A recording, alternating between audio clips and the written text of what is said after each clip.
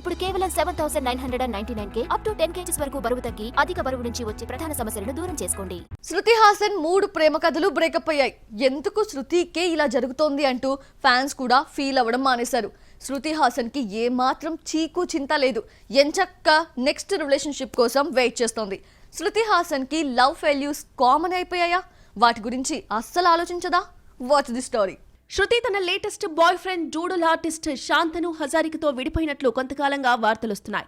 ఈ ఇద్దరు ఇన్స్టాలో ఒకరినొకరు అన్ఫాలో కూడా అయ్యారు. ఇంకేముంది, బ్రేకప్ వార్తలు జోరందుకున్నాయి.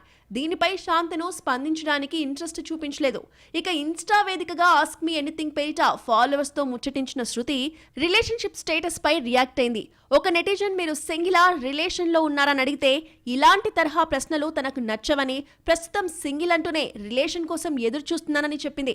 దీంతో శృతికి కాబోయే 4వ బాయ్ ఫ్రెండ్ ఎవరో మరి అంటూ కామెంట్స్ చేస్తున్నారు నెటిజన్లు. ప్రేమించిన ప్రతిసారి లవ్ ఫెయిల్యూర్ కావడంతో ప్రేమ మీద శృతికి నమ్మకం పోయింది. ఎంచక్క పెళ్ళనే మాట లేకుండా రిలేషన్ తో సరిపెట్టుకుంటోంది. అందుకేనేమో బ్రేకప్ అయినా పెద్దగా బాధపడకుండా నెక్స్ట్ రిలేషన్ వెతుకునే పనిలో బిజీ అయిపోయింది శృతి హాసన్. శృతి హాసన్ వరుస బ్రేకప్స్ చూస్తుంటే కమల్ హాసన్ తో పోలుస్తున్నారు.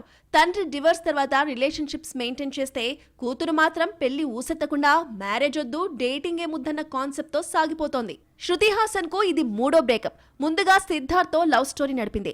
ఆ తర్వాత ఇటాలియన్ యాక్టర్ మైఖేల్ తో ప్రేమ కథ పెళ్లి దాకా వెళ్లి యూటర్న్ తీసుకుంది. శృతి మైఖేల్ ప్రేమకు కమల్ ఆశీస్సులు కూడా దక్కినా చివరికి బ్రేకప్ బాట పట్టింది. బ్రేకప్ శృతికి సింపతి తీసుకురాలేదు కదా, పెద్దగా ఎవరూ పట్టించుకోవడం లేదు. కలిసున్నామా, తిరిగామా, నచ్చకపోతే విడిపోయామా అన్న కాన్సెప్ట్ తో శృతి ఉండడమే ఇందుకు కారణం కావచ్చు.